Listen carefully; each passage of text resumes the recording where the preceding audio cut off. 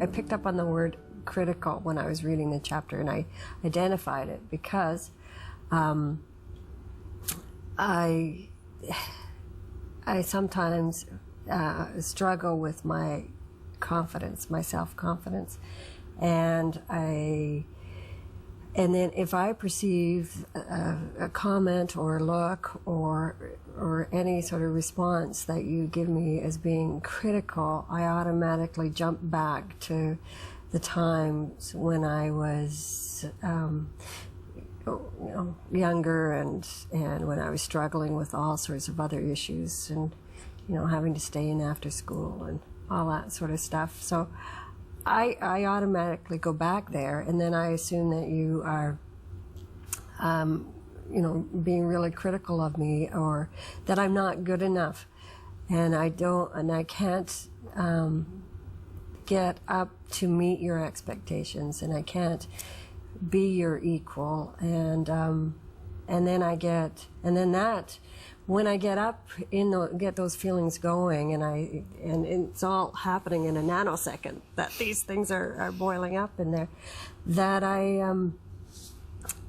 reinforces me feeling really bad about myself again, and then that's when I have to protect myself, and that's when I sort of withdraw, and I turtle, and I just sort of hide in my shell, and I just want to stay there. So then when you come in and say nothing, or ask me and I say nothing, then you get mad, or I'm afraid you get mad, and then I'm also frightened that what I've been thinking is coming true, that I am not good enough for you, or I'm not, I can't meet those expectations, and because I hold your esteem really high, and I want to stay there, So the idea of losing that esteem, this is hard to talk about, right, Marylea? This is hard to talk about. It's painful, huh? Yeah. So I want to. So that's why I protect myself. Then you use the word fear, right? You said you're telling John that it may look like I'm shutting you out and that I'm saying nothing, but actually underneath I'm afraid. Yeah. That's what you're telling him. I'm afraid and overwhelmed with this idea that I can't find the right words. Or yeah.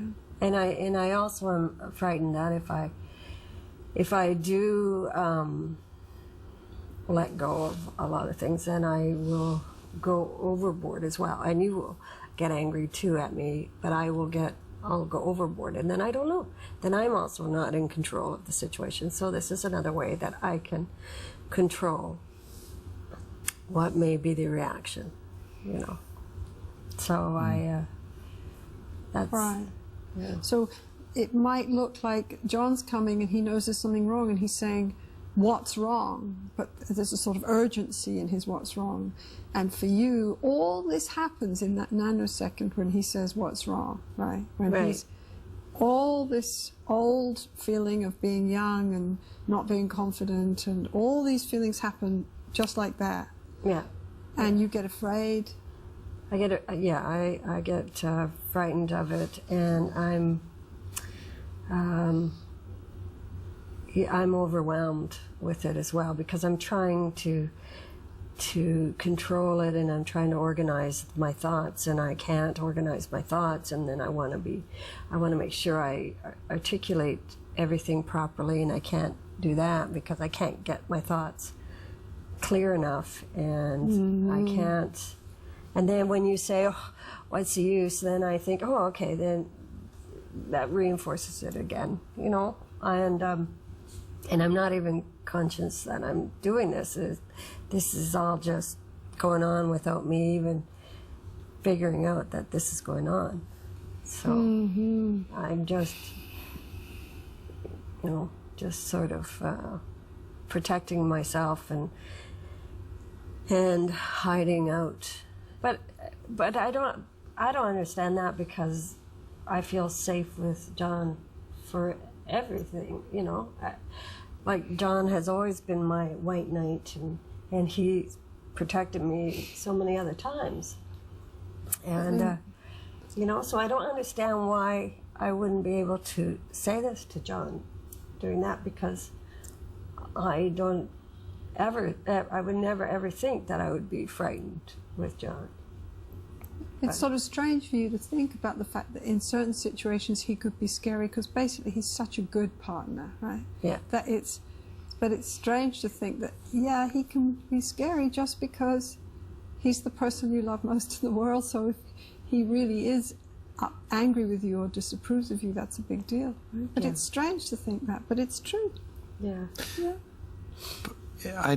Well, that makes some sense, because I'm kind of pushy. I mean, if we've known for a long time that there was a dance of some sort that we were both involved in, and my tendency is to, okay, well, let's find out what's wrong, let's talk it through, and to be a little relentless in that approach, and this helps me understand that approach is just,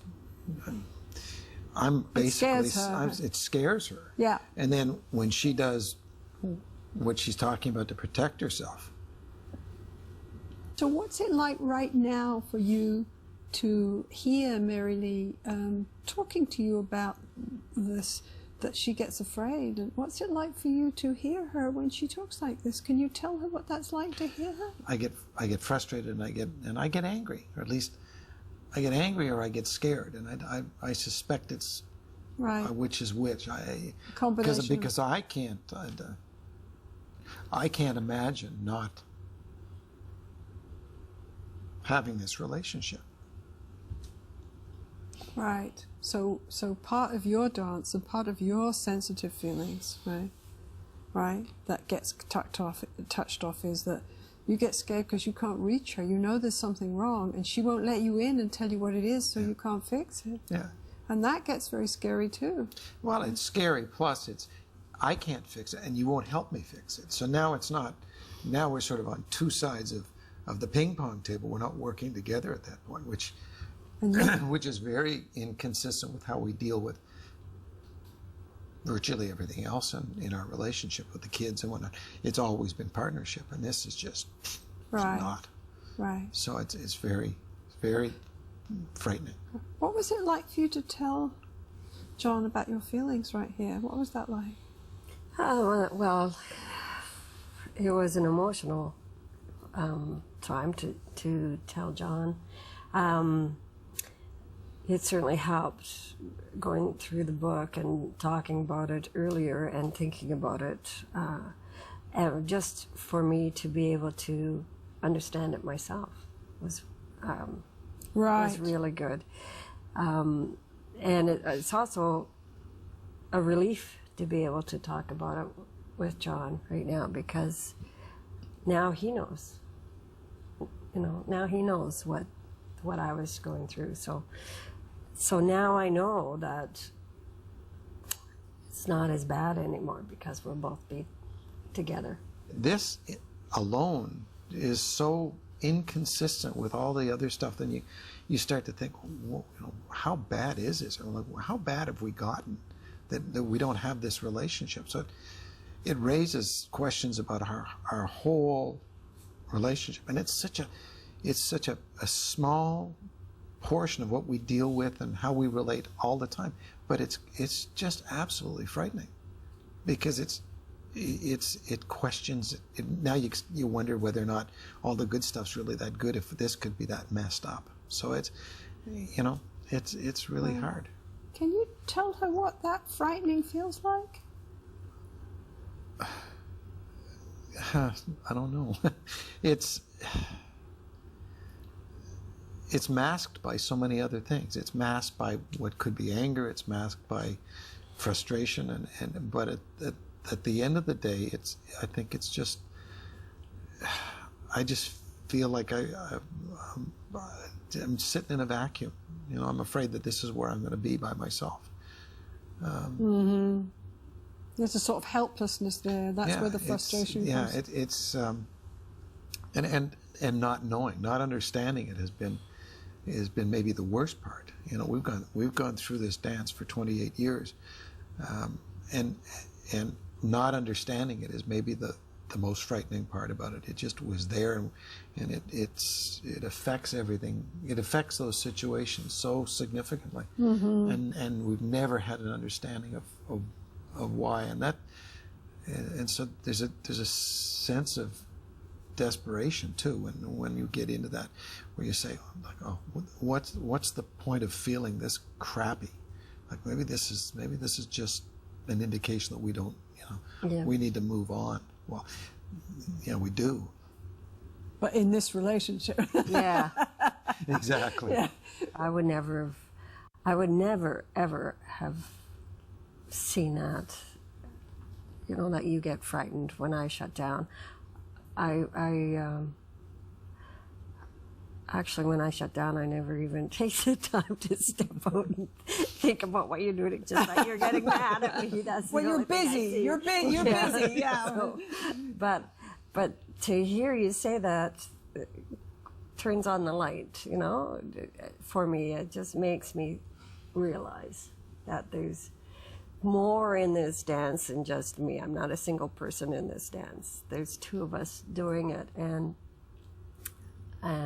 you do have feelings outside of what I see coming through. There's reasons why, but you have those feelings and why they're manifesting like that, and I never got past the surface.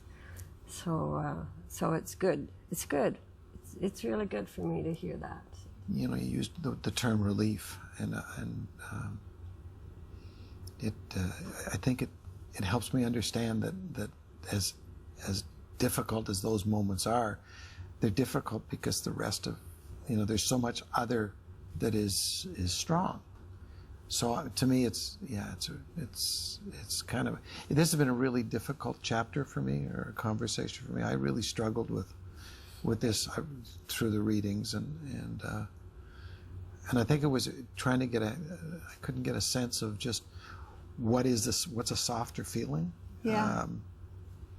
So that it's taken a lot of discussion, but I think that this makes sense to me, and on more than just an academic or a non-emotional. I mean, it makes sense to me. It just feels like this is something that we've needed to talk about for a long time. And understanding that those emotions are just part of us being human beings. They're not. We can be as skilled and as intelligent and as strong and as well put together as anybody in this planet. And we still have that vulnerability. To love somebody is to be vulnerable to them. We still have that vulnerability, and it really matters how we deal with that vulnerability. It really matters, right? So, for what you just did right there, right, is you dealt with your softer feelings in a way that helped the other person understand, pulled the other person closer, right? Yeah. From my point of view, it can be a hard conversation. We're not used to going to that level. Some of us even think that it's somehow weak to talk about those feelings or to even have those feelings, right? But actually, it's very powerful. Yeah, it is. Because it pulls you closer. Practical, get it done, teamwork. Those are all incredibly important in our relationship. But we haven't had a lot of heart-to-hearts in a long time.